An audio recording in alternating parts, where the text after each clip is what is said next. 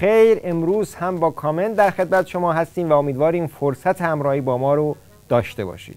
من هم خدمت بینندگان عزیز پیک شادی سلام عرض میکنم و امیدوارم برنامه این هفته کامنت هم مورد توجهتون قرار بگیره. بابا کجا رو داری نگاه میکنی؟ دوربین این وره بابا.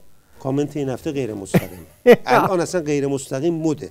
آقا همه چیز مستقیم نداریم. آقا غیر مستقیم چیه؟ کامنت غیر مستقیم چیه؟ مگه اجرای غیر مستقیم هم داریم؟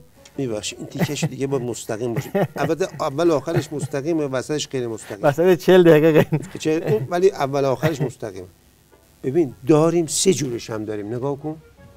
مذاکره غیر مستقیم بود. 3 جور داریم. خب یه نوعش اینه. دو طرف در 2 هتل جدا میشینن، با نفر سوم صحبت میکنن. در مذاکرات برجام دوره آقای رئیسی که آقای باقری هدایت میکردن اینطوری بود. یعنی نفر آمریکا میشست توی هتل دیگه، ما با اروپایی صحبت میکردیم، اروپایی میرفت به اون میگفت. یه نوع دیگهش اتاق به اتاقه، یعنی توی یه جا نشستن ولی در 2 اتاق نشستن. نفر سوم این رو میره میگه میاد. در نوع دیگهش نوعیه که تو قطعنامه 598 شد، میز 3 طرفه بودن. همه یه جا 3 طرف، یه طرف دبیرکل بود، یه طرف عراق بود، یه طرف ایران بود. اونم یه نوعش. ای بابا، حالا سوال اینه که آخوندا از این 3 نوع غیر مستقیم کدوم غیر مستقیمش رو اجرا کردن؟ الان در این که غیر مستقیم داریم نکته نداریم. نه دیگه، فقط اون نوعش انده. آره دیگه. این نوعش انده.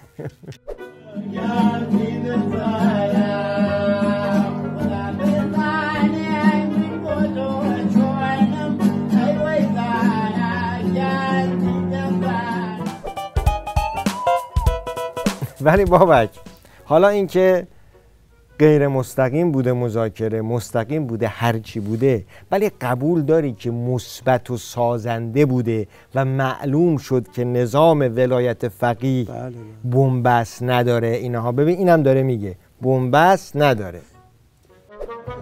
قدردانی میکنم از رئیس جمهور محترم، دولت و تیم مذاکره کننده با ایالات متحده آمریکا و تشکر ویژه از مقام معظم رهبری که باز تدبیر کردند و ثابت کردند که وجود ولایت فقیه باعث میشه که در نظام ما هیچ بنبستی وجود نداشته باشه و انتظار میرود همگان از دولت و تیم مذاکره کننده حمایت کنند و عده‌ای تندرو از ولایت هم سبقت نگیرند.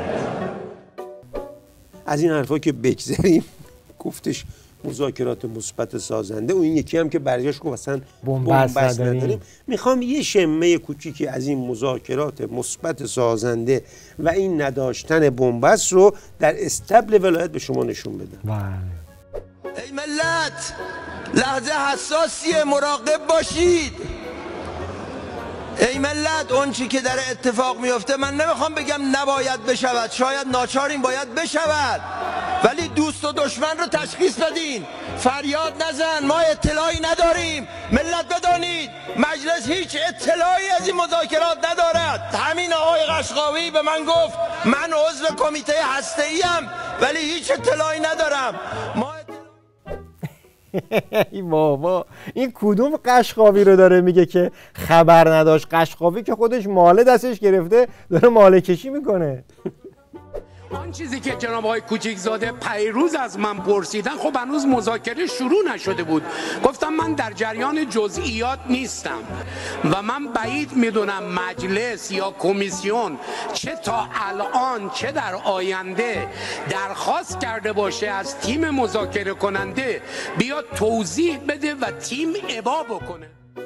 آقا این مذاکرات مثبت و سازنده که یه جلسه غیر مستقیمش یه چنین بلبشویی را انداخته تو نظام، در ادامه به کجا میرسه؟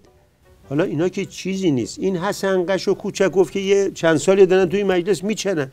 این جوجه بسیجی تو دومی در آورده واسه خامنه. در تو با بحث مذاکرات حالا ما کاری نداریم که چی شد بعد از صحبت‌های صریح رهبر انقلاب که گفتن شرافتمندانه و عاقلانه نیست، فعل و انفعالاتی رخ داد که یک باره اون بحث به راه افتاد. این شاید در زمان خودش بعداً افشا بشه و مشخص. اوه اوه اوه اوه آقا اینا مگه قرار نیست که التزام قلبی و عملی و حلقوی و اینا داشته باشن رونوی به خامنه ای؟ بله بله. این داره خامنه ای رو تهدید به افشاگری میکنه که بابا تو یه روزی ثابتی رو بکشی گوشه بگی تعریف کن خامنه ای رو، میگه خامنه ای یه موجودیه 100 بار شارلاتان رو بی پدر مادرتر از من. التزام قلبی و عملیشون همین. حالا وقتی که اینا اینجوری بگن دیگه تکلیف بسیجیایی مثل این روشنه. ببین چی جوری کار خامنه ای از نرمش قهرمانانه رسیده به آبکش ذلیلانه.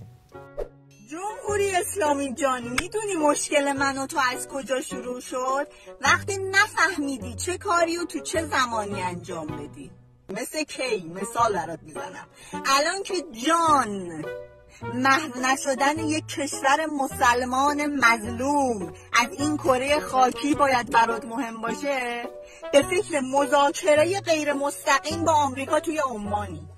اینقدر درک و شعور تو ضعیفه، اینقدر قسی القلب داری میشی. الان سپاه چرا جواب نمیده؟ چرا بعد صادق سه اون آدم 5 ارتشی رو شهید کردن؟ چرا هیچکی جواب نمیده؟ به من بگو دیگه. اومدن خاکت، توی خاکت پهباد اومد، توی خاکت جت جنگی اومد. بفهم، شعور داشته باش. به خدا داره به اینجا میرسه، نفسم نمیدونم چجوری بالا نمیاد. الان که تو عقب نشینی کردی سر حجاب بهمانه، هزار تا چه عقب نشینی کردی. حالا سوالی که پیش میاد اینجا اینه که جریان چیه که این مذاکراتی که عراقچی گفت مثبت و سازنده است و اینا تا همین جای کار چنین بلایی سر رژیم آورده؟ داستانش چیه؟ داستانش همون داستان توپ ناصرالدین شاه. ناصرالدین شاه یه توپ خرید و از روسیه آورد تهران آزمایشش کنن. آدماش که بلد نبودن شلیک شد و 10-12 نفر همونجا از این خدمه لطاپار شدن. بادم جون دور قابچینای بیت، نه اون موقع به بیت موقع میگفتن کاخ، بعدن اسم کاخ شد بیت. همون کاخ ناصرالدین شاه دیدن خیلی ضایع شده، اومدن گفتن قبله عالم توپی که 10-12 تا خودی رو بکشه ببین چه بلایی سر دشمن میاره. قبله عالم هم خرکیف شد و این مذاکره‌ای که خود رژیم اینجوری کرده، اینجوری سازنده و در مجلس هست ببین. ولی بابک من هنوز نفهمیدم، یعنی هنوز متوجه نشدم علت این به هم ریختگی تو درون رژیم چی؟ آقا چه اتفاقی مگه افتاده؟ ببین این عراقچیه که رفته مذاکره، ببین چی داره میگه. ما با به هر حال جدیت لازم شرکت کردیم. نیت ما رسیدن به یک توافق منصفانه و شرافتمندانه هست از موضع برابر. بفرما. میگه آقا موضع برابر، پس مشکل کجاست؟ مشکل همین موضع برابره. یعنی ببین عظما پشت گوششو ببینه، مذاکره برد رو ببینه. ببینیم بوفالوی نظام تو انبان چی دیده، به شباهت همون سگه. نگاه کن. یعنی ببینید عزیزان، کسی معنای حرفا رو بشینه به فکر کنه. آخه اینا رو خیلی برای شما باز نمیکنن، نمیدونی چی میگه.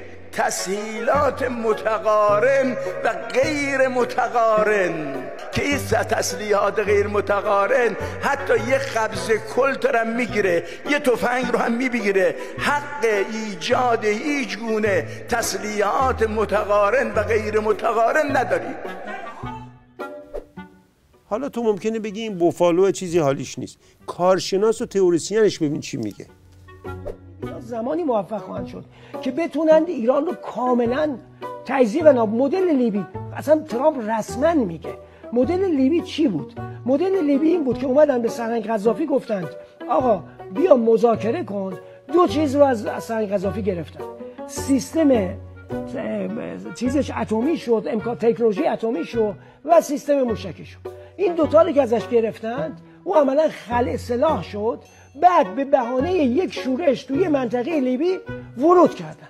ناتو ورود کرد چون چیزی نداشت از خودش دفاع کنه، زدن نابودش. یعنی ترس آخونده از ناتوه؟ نه ترس از ناتو نیست، ترس از اون توه، همونی که خامنه ای تو ایدفت گفت. نگاه کن. اگر به فکر این باشن که در داخل کشور فتنه راه بیاندازن مثل بعضی از سالهای قبل که راه انداختن، جوابشون رو خود ملت ایران خواهند داد. بله، جوابشون رو خود ملت خواهند داد. این هم جواب ملت.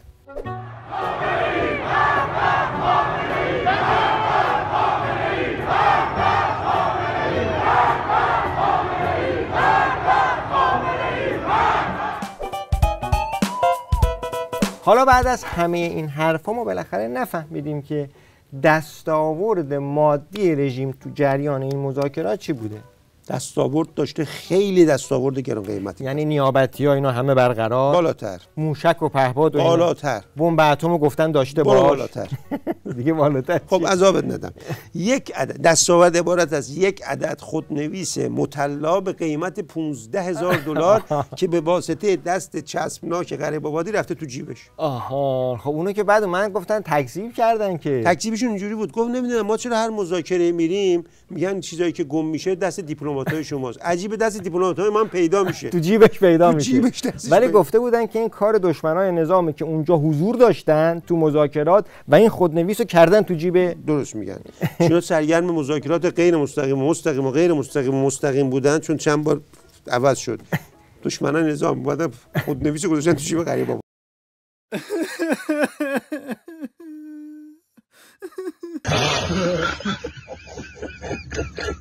ولی واقعا مثلا این طرف با خودش نگفته بابا تو رفتی توی مذاکرات رسمی، حساب کتاب داره اونجا، خودنویس ملت رو برمی‌داری می‌کنی تو جیبت، برمی‌داری میاری؟